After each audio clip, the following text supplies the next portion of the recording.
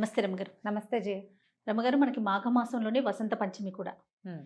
మరి వసంత పంచమి యొక్క విశిష్టత? సరస్వతి దేవి జన్మదినం. హ్మ్. అయితే మనం సంవత్సరంలో 2 సార్లు తప్పకుండా సరస్వతి పూజ చేస్తాం. ఒకటి శ్రీ పంచమి లేదా వసంత పంచమి అని చెప్పేటువంటి మాఘశుద్ధ పంచమి.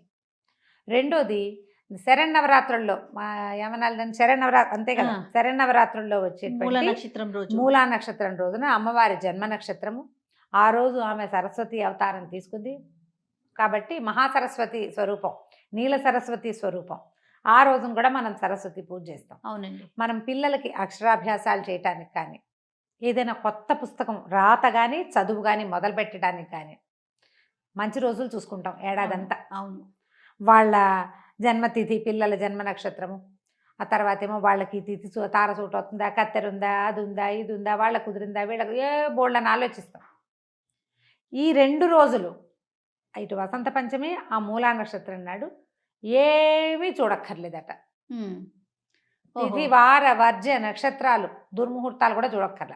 ఏమీ చూడకుండానే ఈ ప్రత్యేకమైన సమయాల్లో, రోజుల్లో మనం కనుక పిల్లలకి అక్షరాభ్యాసం లాంటివి చేయించిన, లేదా ఏదైనా కొత్త పుస్తకం మనమే రాయడం మొదలు పెట్టుకున్నా, కొత్త పుస్తకం చదవటం మొదలు పెట్టుకున్నా, శాస్త్ర విద్య కూడా, పిల్లల అక్షరాభ్యాసాలే కాదు శాస్త్ర విద్య మొదలు పెట్టుకున్నా కూడా చక్కగా సాగుతుంది చదువు అని చెప్తారు.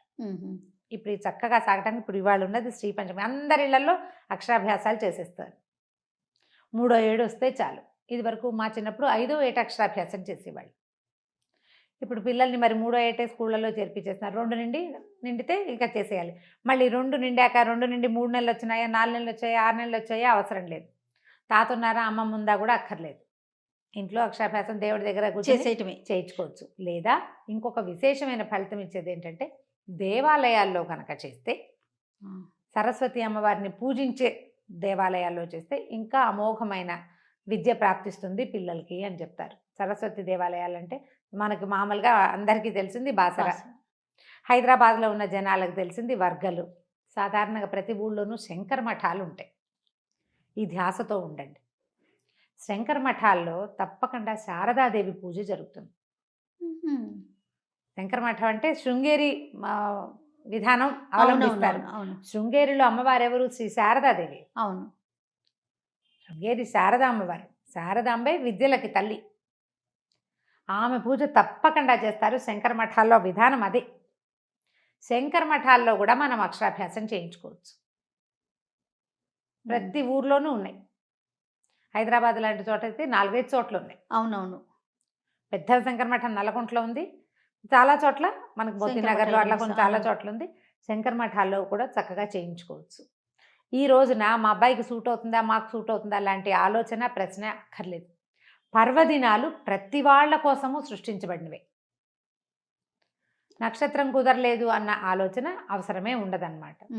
ఈ రోజున మొదలుపెట్టిన ఏ పనైనా సక్సెస్ఫుల్గా అవుతుందంటారు. దానికి కారణము అమ్మవారి ఇది కావటమే కాకుండా, జన్మతిథి కావటమే కాకుండా, మాఘమాసము, ఈ సౌరమాసంలో మొదలుపెట్టిన పనులన్నీ బాగా అవుతాయి. మాఘమాసంలో పెళ్ళిళ్ళు చేసుకుంటారు. అవునవును. చాలా మంచి ముహూర్తాలు ఉంటాయి మాఘంలో. అవును. ఈ మాఘంలో నువ్వు వ్యాపారం మొదలుపెట్టినా కూడా బ్రహ్మాండంగా అవుతుంది. కొత్తగా స్టార్టప్స్ చేయాలనుకునే వాళ్ళు కూడా ఈ పంచమి నాడు మొదలు పెట్టుకుంటే బ్రహ్మాండంగా హిట్ అవుతుంది. దాన్ని కూడా మనం మన నక్షత్రం చూసుకోవాల్సిన అవసరమే లేదు. సక్సెస్కి కావాల్సిన లక్షణాలన్నీ ఉన్న తిథి అన్నమాట ఇది. ఈ రోజున మొదలుపెట్టిన ప్రతి పని, చిన్న చిన్న వ్యాపారాలు, స్టార్టప్ కంపెనీలు, కొత్త పుస్తకాలు, కొత్త విద్యలు, ఏదైనా కోర్సు కొత్తది నేర్చుకోవాలనుకుంటున్నాం, ప్రొఫెషన్ మారదలుచుకున్న వాళ్ళకు కూడా ఇది మంచి రోజు. ఈ రోజున గుర్తుపెట్టుకుని కనుక ఏ పనైనా మొదలు పెట్టుకుంటే అది ఎట్లా పరిగెత్తుకుంటూ సక్సెస్ వైపుకి దారితీస్తుందో స్వయంగా చూస్తాం మనం. ఒకసారి మనకు తెలిసిందనుకో, లేదా 2 సార్లు మనకు అర్థమైందనుకో, ఈ రోజు మంచిది అని మళ్ళీ మొదలు పెట్టుకుంటాం. అంతే. మనం 2-3 సార్లు చూసాక ఫ్రెండ్స్కి చెప్తాం, ఈరోజు చాలా మంచిది చేసుకోండి. మనకు సక్సెస్ అయితే మనం ఇంకొకళ్ళకి చెప్పగలుగుతాం కదా. ప్రయత్నించి చూడండి. శ్రీ పంచమి నాడు సరస్వతి దేవి పూజ చేసుకోండి. ఒకవేళ మనకు అక్షరాభ్యాసాలు లేవు, మనం చేసే పూజలు లేవు, మనకి ఏమీ లేవు, ఏ కొత్త పనులు లేవు, అయినా కూడా మనం సరస్వతి దేవికి నమస్కారం చేసుకోవాలి. సరస్వతి ఒట్టి విద్యకే కాదు, జ్ఞానానికి, జ్ఞాపక శక్తికి కూడా ఆవిడే ఆరాధ్య దేవత. ప్రతి వాళ్ళకి కావాల్సిందే.